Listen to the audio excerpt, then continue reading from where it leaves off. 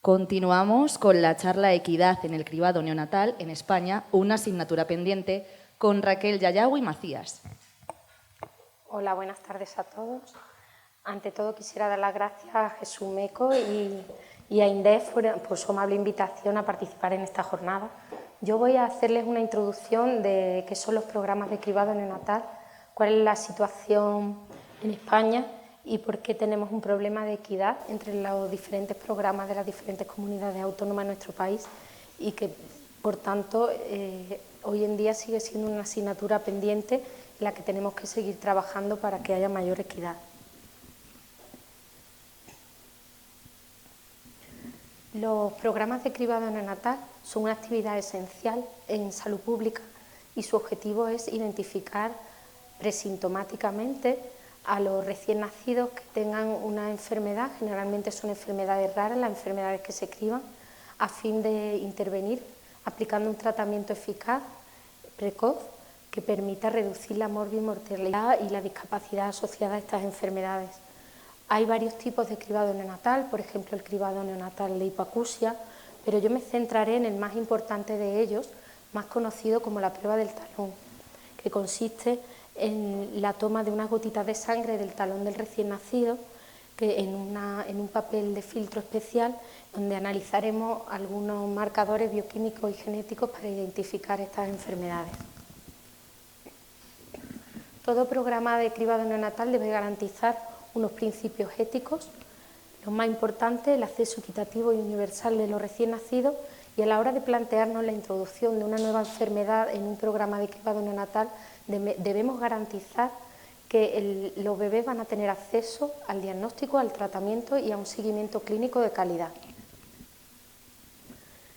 La recogida del espécimen de sangre es muy sencilla. Idealmente debe de utilizarse un dispositivo automático de incisión y se toma la muestra en la cara lateral del talón y se aplica la gota de sangre directamente sobre el papel de filtro, traspasando la otra cara del papel para que la impregnación sea correcta. Esta es una técnica muy sencilla y bueno, la sangre en papel tiene una serie de ventajas de fácil estabilidad de los marcadores, fácil transporte, almacenaje, análisis, que es lo que ha permitido la expansión de los programas de cribado neonatal en todos los países desarrollados. Este sería el flujo de trabajo ideal en un programa de cribado neonatal. Generalmente la muestra del cribado se recoge entre las 24 y las 72 horas de vida. El transporte debe realizarse lo más rápidamente posible al laboratorio de cribado, entre 1 y 2 días, y el laboratorio debería dar una respuesta entre 2-3 días de todas las pruebas que se analizan en estas gotas de sangre, de modo que cuando el bebé alcance la semana de vida ya se debería tener disponibilidad de los resultados. ¿Por qué? Porque algunas de las enfermedades que estamos cribando actualmente pueden descompensarse los bebés en el periodo neonatal, pueden tener descompensaciones metabólicas e interesa ser muy rápidos en la detección, porque hay enfermedades que estamos cribando que sí puede suponer una amenaza para la salud del recién nacido si no se detectan rápidamente. Siempre hay que recordar que el cribado neonatal no es una prueba diagnóstica, es una prueba de screening, porque el análisis lo hacemos a partir de la estimación del volumen de sangre que cortamos en cada disco de 3 milímetros de diámetro para cada análisis. Por tanto, es una prueba que lo que va a indicar es sospecha o riesgo de enfermedad, no quiere decir que el bebé tenga la enfermedad. Posteriormente habrá que hacer unas pruebas diagnósticas de confirmación, que generalmente son bioquímicas o genéticas, para estar seguros de la presencia de enfermedad. Y yo siempre digo que el cribado neonatal es mucho más que una prueba, que la prueba del talón. En realidad es un sistema integral de atención sanitaria que tiene varios componentes. El primero es el cribado, que ya lo he comentado, la toma de la muestra, transporte a los laboratorios y análisis, información de los resultados en caso de que sean positivos. Otro componente es la fase diagnóstica. Normalmente trabajamos con laboratorios especializados, puesto que se trata del diagnóstico de enfermedades raras, y con unidades de genética que van a ofrecer el asesoramiento genético a la familia.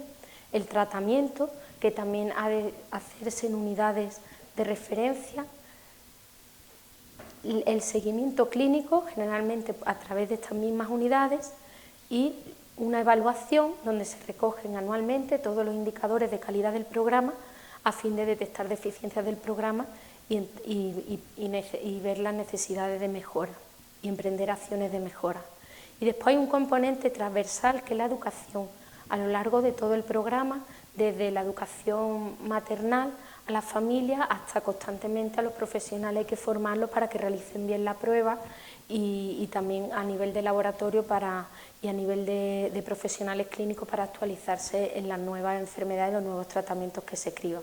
Por eso digo que el cribado neonatal es mucho más que una prueba, es un plan realmente para el recién nacido afectado por una enfermedad poco frecuente. ¿Y cuáles son los criterios que utilizamos para considerar si una enfermedad es candidata a ser incluida o no en un programa de cribado neonatal? Pues bien, estos son los criterios clásicos promulgados por la OMS en el año 68 para los criterios para decidir si una enfermedad puede incluirse en un cribado poblacional. Ha de ser un problema de salud importante, es decir, que sea frecuente, que se beneficien el máximo número de recién nacidos posible para justificar esta inversión, que la historia natural de la enfermedad sea bien conocida, que sepamos lo que ocurre si no se detecta a tiempo, que exista una prueba que pueda detectarla en los primeros días de vida, que esté demostrado el beneficio de un tratamiento precoz, que el beneficio que aportemos con el cribado sea mayor que los daños y que sea coste efectivo. El objetivo, como decíamos, es reducir la mortalidad y las discapacidades. Este es el esquema del cribado neonatal clásico, los primeros cribados que se hicieron para el hipotiroidismo congénito y la fenilcetonuria, que son dos enfermedades que si no se detectan a tiempo producen una discapacidad intelectual irreversible, y teníamos entonces un análisis de una gota de sangre para medir la concentración de un marcador y poder detectar una enfermedad, por ejemplo la fenilalanina, que está elevada en la fenilcetonuria, o la hormona TSH, que está elevada en el hipotiroidismo congénito primario. Esto es lo que se ha hecho en las 3 primeras décadas desde que comenzaron los programas de cribado neonatal. Sin embargo, en los laboratorios de cribado neonatal se han ido incluyendo nuevas tecnologías como la espectrometría de masa en tándem, que ha supuesto una revolución, o la cromatografía líquida de alta precisión, o incluso técnicas genéticas como la PCR a tiempo real. A finales de los años 90 se introduce el cribado neonatal ampliado. Siempre que escuchemos la palabra ampliado o expandido, del inglés, expanded, nos hacemos referencia a esta tecnología, la espectrometría de masa en tándem. Supone una revolución porque es una plataforma que permite en un solo análisis medir la concentración de múltiples marcadores, 40, 50, 60, 80, según configuremos nuestro instrumento, y poder detectar muchísimas enfermedades metabólicas. Las que se comenzaron cribando pertenecen al grupo de la aminoacidopatía, los defectos de la beta-oxidación de ácido graso y la acidemia orgánica. Pongo un ejemplo de las enfermedades que podemos detectar a través de estos instrumentos. En cuanto a la aminoacidopatía, veis la fenilcetonuria o hiperfenilalanemia, que son las que clásicamente se detectaban, pero veis que podemos detectar muchas más enfermedades del metabolismo de los aminoácidos, otras de los defectos de la beta-oxidación. Os dejo también la prevalencia para que veáis que todas son enfermedades raras o muy raras, los defectos del transporte de los ácidos grasos de la mitocondria o las acidemias orgánicas. Cuando surgió esta tecnología y la posibilidad, por el mismo coste, de analizar todas estas enfermedades, surgió un gran debate a nivel internacional. Para algunos decían, vale, es una oportunidad de detectar más enfermedades, pero no todas ellas cumplen los criterios clásicos de Wilson y Jarner de la OMS para ser incluidas en un cribado poblacional, porque algunas son muy raras, no son un problema de salud muy frecuente, o algunas debutan muy pronto, antes incluso puede ser que el cribado dispongamos del resultado, o algunas no conocemos bien su historia natural, o no todas tienen un tratamiento muy eficaz. Pero muchos abogaban porque el coste es el mismo, tenemos la oportunidad de detectarla, tenemos la oportunidad de evitar una odisea diagnóstica a la familia, de ponerle un nombre y apellido a lo que pasa y explicar los síntomas que va a tener posteriormente el niño. A lo mejor no siempre vamos a poder reducir la mortalidad, pero vamos a poder mejorar la calidad de vida del niño y de su familia porque nos anticipamos a la enfermedad y siempre se puede hacer algo por la enfermedad. Algunos la llamaron un cribado tecnología dirigido, es decir, impuesto por las bondades de la tecnología y no por unos principios de salud pública, y hubo muchas controversias. Esto hizo que no hubiera consenso en qué enfermedades se debían cribar dentro de las potencialmente detectables por esta tecnología. Los americanos abordaron este problema, yo creo, muy rápido y muy bien. En el año 2006 ellos evalúan 84 enfermedades a través de un panel de expertos con una serie de criterios de evidencia científica en aquel momento, y ellos deciden hacer una apuesta de máximos, deciden recomendar un panel que se llama RUSP, con un panel core principal de 29 enfermedades y otras 25 que no son el objetivo primario, pero que como los marcadores bioquímicos son comunes a alguna de esas 29, también las vamos a detectar y va a suponer un beneficio adicional para el recién nacido. Estamos hablando, bueno, pues más de 50 enfermedades. Este consenso lo alcanzan en el año 2006. Sabéis que allí en Estados Unidos cada estado tiene su propio programa, pero consiguen para todo el país crear este consenso y poco a poco los diferentes estados van asumiendo este panel, de modo que en el año 2011, solo 5 años después, ya todo Estados Unidos tenía el panel core y los 25 enfermedades secundarias. Consiguen una armonización en todo el país. En España, pues veréis que nuestra historia, al principio del cribado, en los finales de los años 60, pues se inició con muchas dificultades en la Universidad de Granada por don Federico Mayor Zaragoza y doña Magdalena Ugarte, el cribado de fenilcetonuria.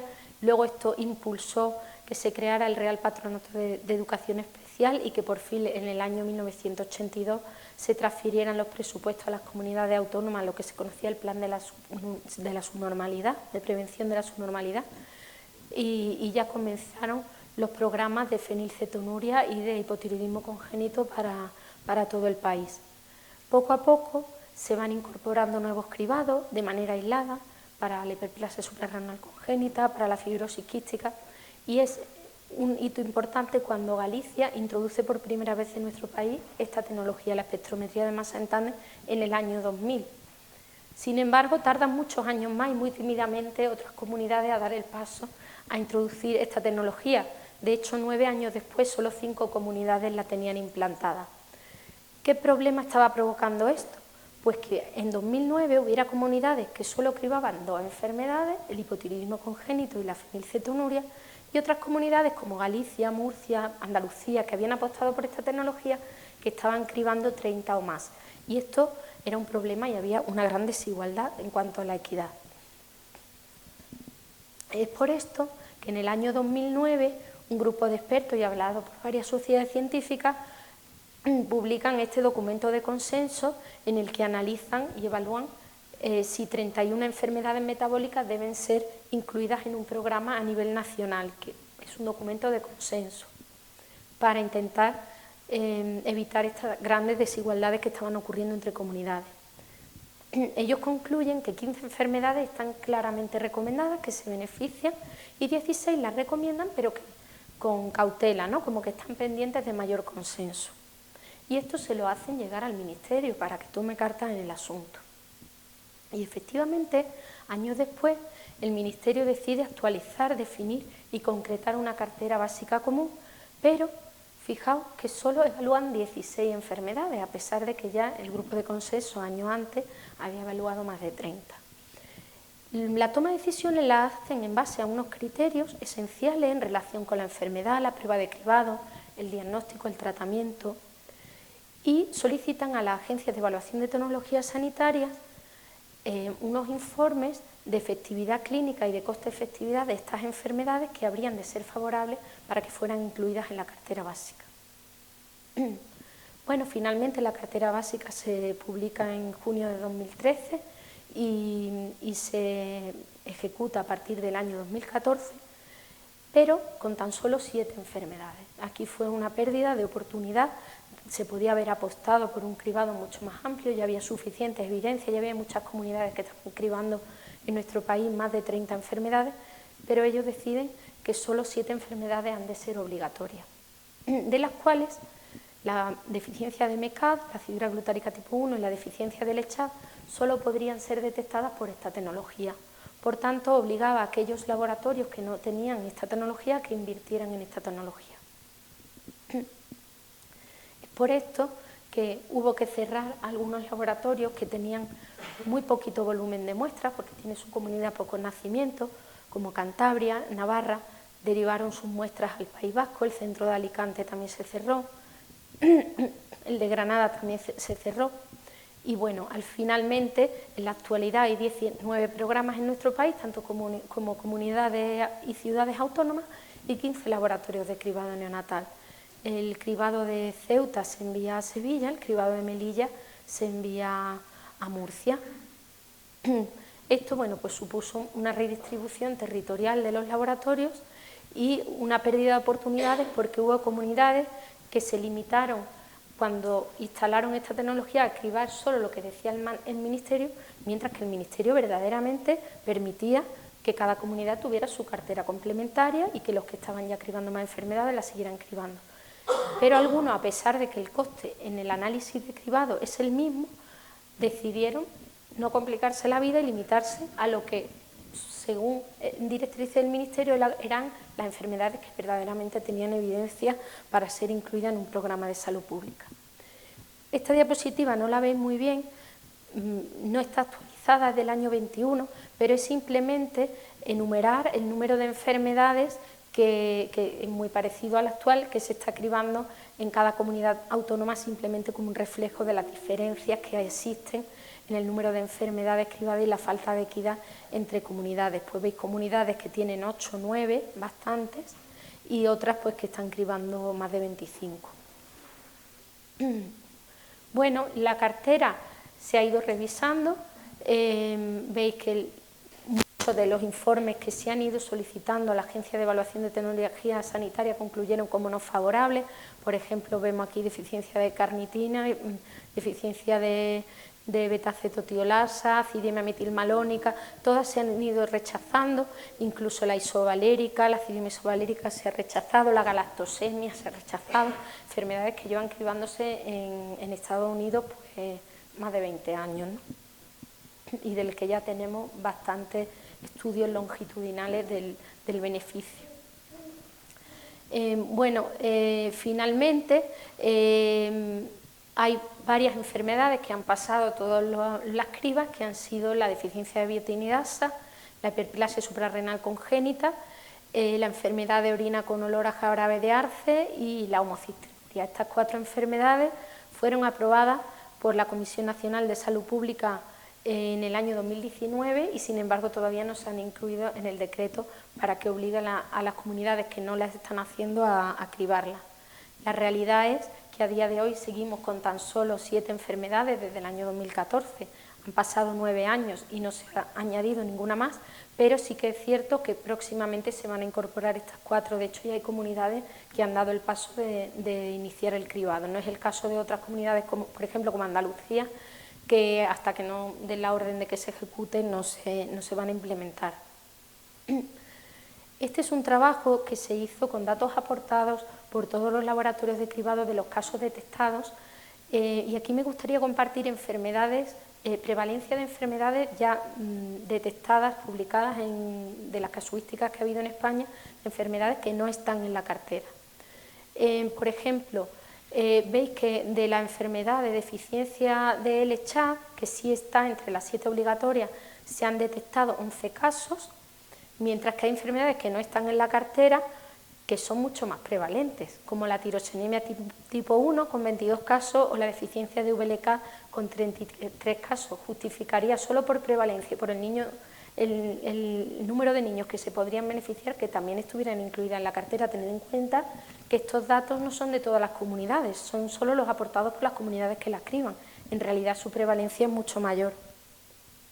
O, por ejemplo, la acidemia propiónica, 27 casos, o entre todos los subtipos de acidemia metilmalónica, más de 60 casos. Insisto, frente a LECHAD, que sí está en la cartera y que solo hay 11 casos.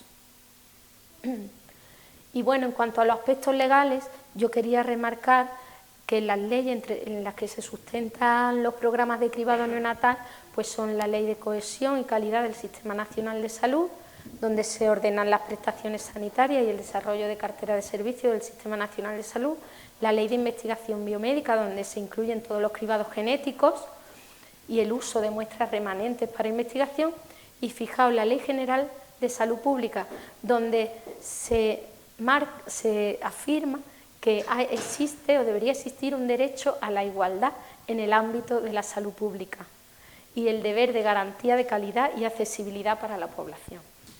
Esto, bueno, evidentemente, en el caso del cribado, pues no se está haciendo lo que marca la ley. ¿Y cómo está España en el contexto europeo?